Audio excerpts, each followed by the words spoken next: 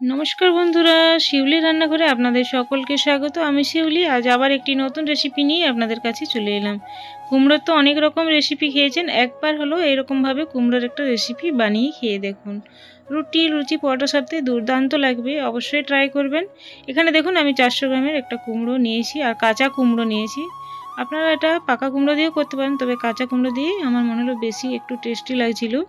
তো কুমড়োটা আমি কেটে নিয়েছি, একটু একটু খসাটা রেখে দিয়েছি আর একটু একটু ছাড়িয়েছি। এখানে দুটো মাঝারি সাইজে আলুও কেটে নিয়েছি মিডিয়াম করে। এবার কড়াই চাপিয়ে দিয়ে শুকনো কড়াই 1 চামচ আমি এখানে 5 ফোড়ন দিয়ে নিলাম। এই ফোড়নটা হালকা করে দেখুন কালার আসা পর্যন্ত ভেজে নিলাম, খুব সুন্দর একটা গন্ধ আসে। আর এটা একটু ঠান্ডা করে আমি গুঁড়ো করে নেব, খুব বেশি মিহি গুঁড়ো করার প্রয়োজন নেই। এবার ওই কড়াইতেই আমি পরিমাণ মতো সরষের তেল দিয়ে নিলাম। এই রান্নাটা আমি সরষের তেলেই করব, আর এটাতেই টেস্টটা খুব বেশি ভালো আসবে। ফোড়নের জন্য একটা তেজপাতা, সামান্য 5 ফোড়ন, একটা শুকনো লঙ্কা, আপনারা চাইলে 2টো শুকনো লঙ্কাও দিতে পারেন।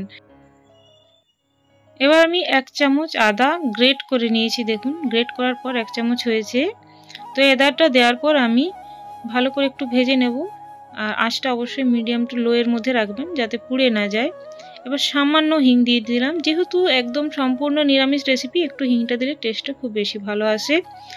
এবার আমি আলুগুলো প্রথমে দিয়ে মিডিয়াম টু লো আছে আলুটা আমি একটু ভেজে নেব, যতক্ষণ একটু কালারটা চেঞ্জ হয়ে আসছে। আলুটা ভাজতে শুরু করলাম, একটু সময় লাগবে।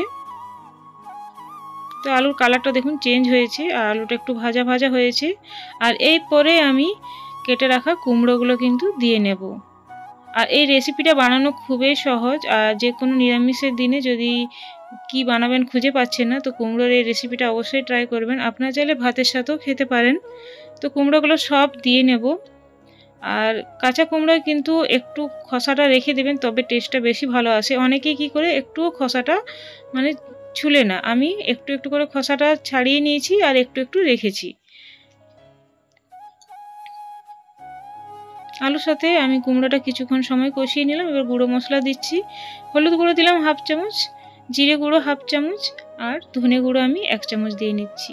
1/2 চামচের থেকে একটু বেশি দিলাম। আর একটু লঙ্কা গুঁড়ো দিয়ে নিলাম, কাশ্মীরি লঙ্কা গুঁড়ো অ্যাড করছি। আপনারা ঝাল লঙ্কা গুঁড়োও দিতে পারেন, আর নয়তো স্কিপও করতে পারেন। তো এখানে আমি জিরে গুঁড়োর থেকে ধনে গুঁড়োটা একটু বেশি দিলাম, আপনারা হয়তো খেয়াল করলেন।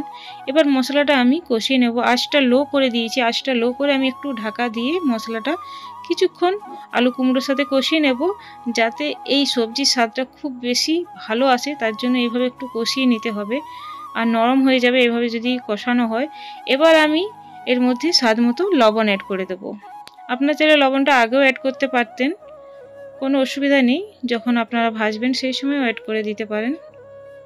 তবে আমি একটু ভাজা ভাজা করার পর এটা লবণটা অ্যাড করলাম।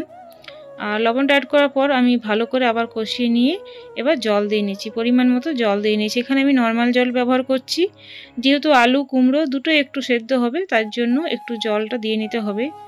2 কাপের মতো জল দিয়েছি। তো জলটা দেওয়ার পর আমি এখানে 2টো চেরা কাঁচা লঙ্কা দিয়ে আমি ঢেকে দিলাম, কিছুক্ষণ ফুটিয়ে নেব। আর কিছুক্ষণ ফুটিয়ে নেওয়ার পর মোটামুটি সেদ্ধ হয়ে যাওয়ার পর আলু কুমড়ো, তারপর আমি এখানে চিনি দিয়ে নিলাম একটু, আর একটু কসুরি মেথি। নিরামিষ সবজিতে একটু চিনিটা দিলে ভালো লাগে, আর কুমড়োতে কিন্তু চিনিটা একটু দিলে কুমড়োর স্বাদটা খুব সুন্দর আসে, আর কসুরি মেথি দিলে তো আরও সুন্দর আসে। তো একটু চিনি দিলাম। আর রুটির সাথে খেতে একটু যদি মিষ্টি হয় কুমড়োর রেসিপি, তো সত্যি খুব ভালো লাগে। আবার ঢেকে দিয়েছিলাম। এরপর আবারও ঢাকনা খুলে কিছুক্ষণ পর দেখছি, আমি চেক করে নিচ্ছি আলু কুমড়োটা সেদ্ধ হয়েছে কি হয়নি। দেখুন খুব সুন্দরভাবে সেদ্ধ হয়ে গিয়েছে। তো আমি কিন্তু এখানে বেশি সেদ্ধ করব না, মানে রান্নাটা আমার হয়ে গিয়েছে। আর এবার আমি যে 5 ফোড়নটা ছিল সেটা দিয়ে নিলাম, 5 ফোড়নের গুঁড়োটা। তো দেখুন কীরকম গুঁড়ো করেছি, আপনারা দেখেই বুঝতে পারছেন হয়তো। তো এবার ভালোভাবে মিশিয়ে আমি গ্যাসটা অফ করে কিছুক্ষণ স্ট্যান্ডিং টাইমে রাখার পর পরিবেশন করব। আর এটা দেখতে যত সুন্দর, খেতে কিন্তু দুর্দান্ত হয়। বন্ধুরা, আমার এই রেসিপিটা যদি আপনাদের ভালো লাগে তো প্লিজ লাইক, শেয়ার, কমেন্ট করে সাবস্ক্রাইব করে আমার পাশে থাকবেন। পাশে দিয়ে বেলটা প্রেস করে অল করে দেবেন, তাহলে নিত্য নতুন ভিডিও বা রেসিপি সবার আগে আপনাদের কাছে পৌঁছে যাবে। বেশি ভালো লাগলে প্রিয়জনদের মধ্যে শেয়ার করতে ভুলবেন না। আর পুরনো বন্ধুদেরকে অনেক অনেক ধন্যবাদ আমার পাশে থাকার জন্য, এগিয়ে যেতে সাহায্য করার জন্য।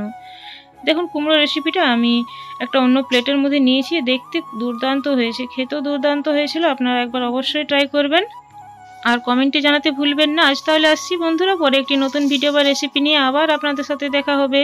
Thanks for watching.